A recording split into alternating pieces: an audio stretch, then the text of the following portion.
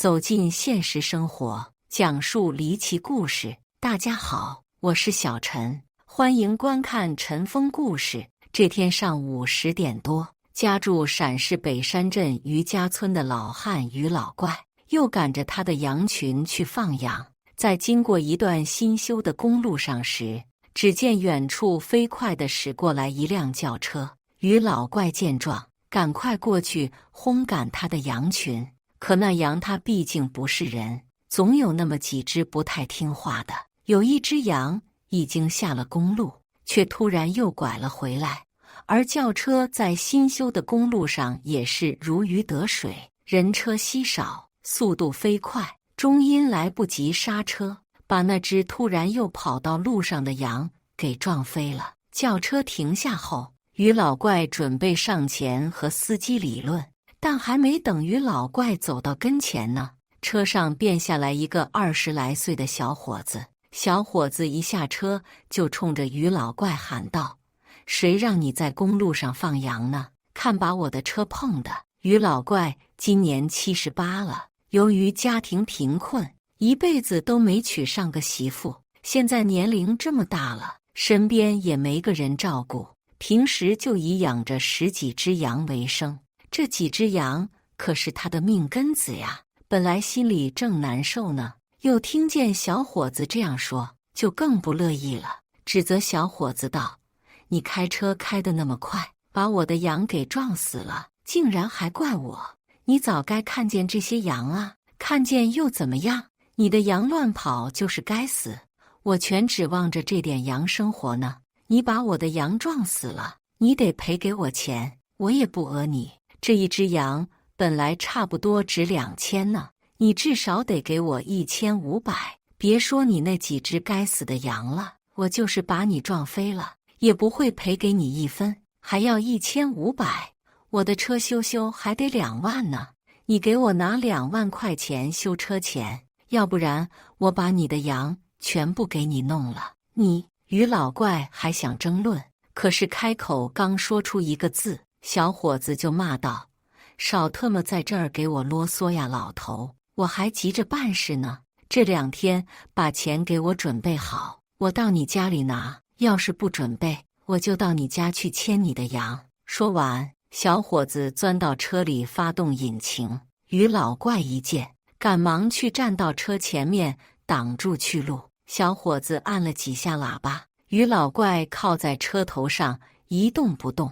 这下可是把小伙子给激怒了。小伙子下车，怒气冲冲地走到余老怪跟前，二话不说，照着余老怪的脑袋上就是一拳，然后掐着余老怪的脖子，恶狠狠地说道：“你特么的不知道我是谁吧？要是再在这里跟老子胡搅蛮缠，耽误老子的事，老子就弄死你！”说完，一只手抓着余老怪的胳膊，一只手掐着余老怪的后脖梗，把余老怪拖到了路边的地里，接着一个半腿把余老怪摁在地上，照着脸上噼噼啪啪就是几个耳光。余老怪双手护着脸，左右摆着头叫喊：“救命啊！救命啊！打死人了！”小伙子忽的一只手捂住余老怪的嘴，一只手指着鼻子威胁道：“我告诉你，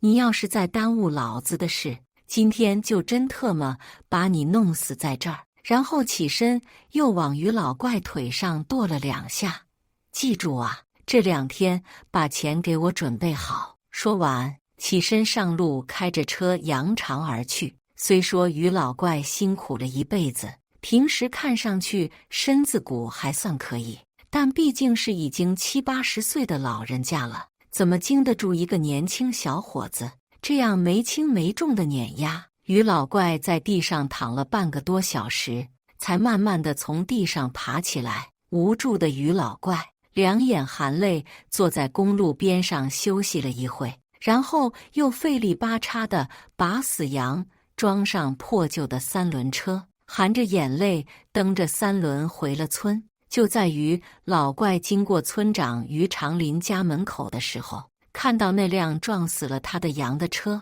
就停在村长家门口，他便停下三轮走了进去。小伙子正在和村长喝酒，听到喊声，村长和小伙子都从屋子里走出来，一看是于老怪，小伙子直接就急了：“你特么还有完没完了？还敢追到家里来！”小伙子一边咆哮着，一边往于老怪跟前冲。于老怪吃过小伙子的亏，吓得赶紧抬手挡，这下闹出误会了。小伙子吼道：“咦，你特么的还敢跟我动手！”说着拉住于老怪一只手，用劲一扭，就把于老怪给反手背了起来。村长还没弄明白怎么回事呢，就看到这一出，赶紧跑过来松手王东，接着又转向于老怪：“干啥呢，老怪？怎么回事？”于老怪被小伙子扭着胳膊，半弯着腰，痛苦又委屈地说道：“他撞死我的羊，不赔我钱，还打我，还说要弄死我。”村长看了小伙子一眼，先松开他。小伙子叫嚣着：“弄死你又怎样？”然后猛地把于老怪往外一推：“滚，赶快滚，别特么在这儿没事找！”咦，又想讹人不是？小伙子刚才那一推，于老怪没能留得住，腾腾腾腾往前紧栽几步，头撞到了影壁墙上，头破了。于老怪捂着头，番茄汁从手缝里渗了出来。“你先回屋！”村长对小伙子喊了一句，然后扶着于老怪出了门。“走走走，老怪，先去看看医生再说。”村长带着于老怪到村卫生所，村医看看问题不是很大，给于老怪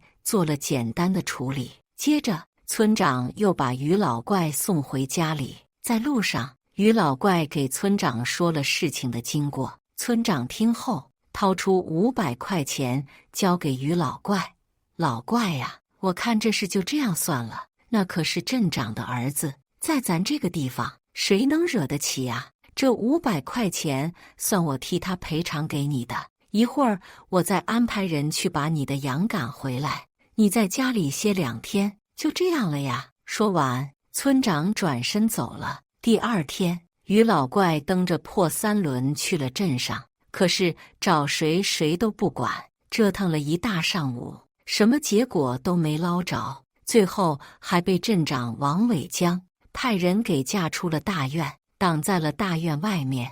那个小伙子就是镇长王伟江的独生子。于老怪到大院要告他的儿子，他能愿意吗？于老怪气得午饭也没吃，回到家里含着泪就睡着了。等到醒来的时候，于老怪只觉得头疼、腰疼、腿疼，想想这叫天天不应，叫地地不灵的日子，哎，难受呀。然而人算不如天算。第3天上午，于老怪感觉浑身还在发疼，正坐在床上考虑要不要出去放羊呢，忽然外面出来2声汽车喇叭声，紧接着院子里走进来一男一女。一进院子，女人就开心地喊着：“爸，爸，在家吗？是我呀！”女人一边喊着，一边推开了于老怪的屋门。于老怪这时已经下了床，看到推门进屋的2人，猛地眼前一亮，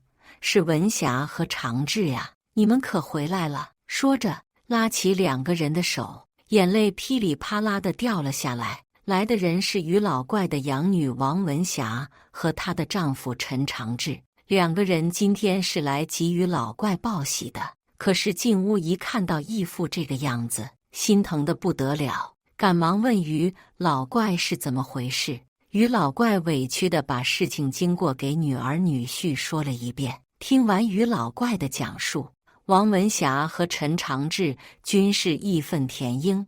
王文霞骂道：“这帮子畜生养的，对70、80岁的老人，这事也能做得出来？”陈长志则掏出手机：“是王伟江吗？我是陈长志，你马上带着你那畜生儿子到于家村来一趟，我在于老家等你。”一会功夫，王伟江父子开车来到于老怪家门口，还带着于家村的村长于长林走进院子。陈长志和于老怪已经在院子里等着了。只见陈长志怒目圆睁，指着于老怪呵斥王伟江道：“老人家的头上身上是怎么回事？”王伟江哈着腰走到陈长志跟前，又往前探了探身子，低着头轻声说道：“陈县长，这是有什么误会吧？一个孤寡老头受了点皮外伤而已。”紧接着，只听啪的一声脆响，陈长志重重地赏了王伟江一个耳光。孤寡老头，孤寡老头就要任人欺负吗？你作为一个镇长，纵容儿子横行乡里，欺压良善，谁给了你这么大的权利？王伟江、于长林、王东一个个都愣在原地，王伟江还捂着脸，三人同时都迷惑地看着陈长志。陈长志顿了一下，接着骂道：“瞎了狗眼的东西，欺负人还欺负到我老丈人头上了！对这样一个老人打骂、威胁，还轰出大院，你们心里都还有一点王法没了？”这句话一出，几个人心里好像明白了点什么。王伟江转身一把把王东拉到于老怪面前，照着腿上就是一脚，跪下。王东扑通一声跪在地上，王伟江抡起巴掌，照着脸上就是一个大耳刮子，净给老子惹事，还不快给你爷爷认错！打完喊完，紧接着扑通一声也跪在于老怪面前。王东挨了一大巴掌，也顾不得脸疼，跪在地上一个劲说着：“爷爷，我错了，爷爷，我错了，您饶了我吧！”王伟江跪下后也是连声叫叔，叔，都是孩子不懂事，惹您老人家生气了，俺爷俩给您赔不是了呀。说完，咚，往地上磕了一个头，然后转身回车里拿过来一沓子钱：“叔，都是俺的错，您就发个话饶了我们吧。这是1万块钱，您老先收着，算是赔您老人家的洋钱和医药费。另外还有营养费，回头算算损失多少，不够了我再给您送。”于老怪接过钱数了数，抽出1500，“我不多要你的钱，我就要我的1500就行。我看病那天，村长给我了500，我把那500还给村长。”说完，走过去塞给于长林500。然后把剩下的8500又扔给了王伟江。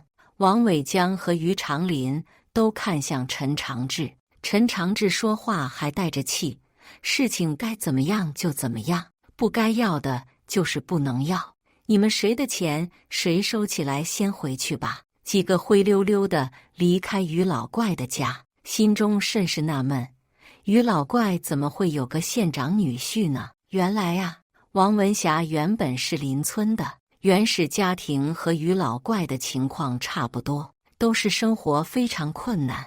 王文霞的爸爸直到30出头，才低价娶了个外地媳妇，是个智障女。1年后生下了王文霞，可是就在王文霞7岁的时候，爸爸因病突然离世，家里只剩下童年的王文霞和智障的妈妈。日子可以说是雪上加霜，勉强活着。然而这还不算，就在爸爸走后不到1年，厄运再次降临到王文霞头上，妈妈走丢了。王文霞哭喊着：“妈妈，妈妈！”找了几天也没找到。从那时候起，孤苦伶仃的小女孩便在附近几个村子里流浪，这家吃一顿，那家吃一顿，又或者路边上捡捡瓶子换一顿，天天过着食不果腹的日子。那时候于老怪已经40来岁了，一辈子没娶媳妇，无儿无女的他见王文霞可怜，又或者是觉得同病相怜吧，便收留了王文霞。生活虽然艰难，但是于老怪对王文霞却视如己出。于老怪觉得自己这一辈子受苦，就是吃了没文化的亏，于是便辛苦劳作，省吃俭用，倾尽一切供王文霞上学。好在王文霞也争气，最终没有辜负义父的辛苦付出，考上了大学，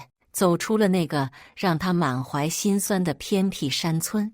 王文霞在大学里认识了丈夫陈长志，陈长志从王文霞那里也知道父女俩的经历，对王文霞非常疼爱，对于老怪也非常感恩孝顺。开始的时候，两个人经常回来看望于老怪，后来陈长志参加工作，忙于公务，就很少回来了。有很多时候都是王文霞一个人回来。其实在陈长志稳定之后，王文霞也曾回来邀请过于老怪，让过去跟着他们一块儿生活。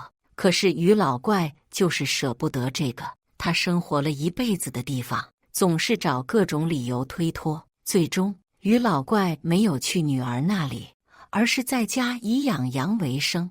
再加上陈长志之前不在本县工作，所以村里几乎没有人知道于老怪还有这么好一个女婿。陈长志大学毕业后考上了公务员，在外地的一个县政府工作。由于工作踏实，陈长志的地位得到了很快的晋升。巧的是，这次调任，陈长志又被调来这个县当县长了。陈长志上任1周后，新交接的必要工作也安排得差不多了。而今天两个人就是来给义父报喜的，以后他们可以经常见到义父了。当然了，如果义父愿意，也可以搬过去和他们一块住。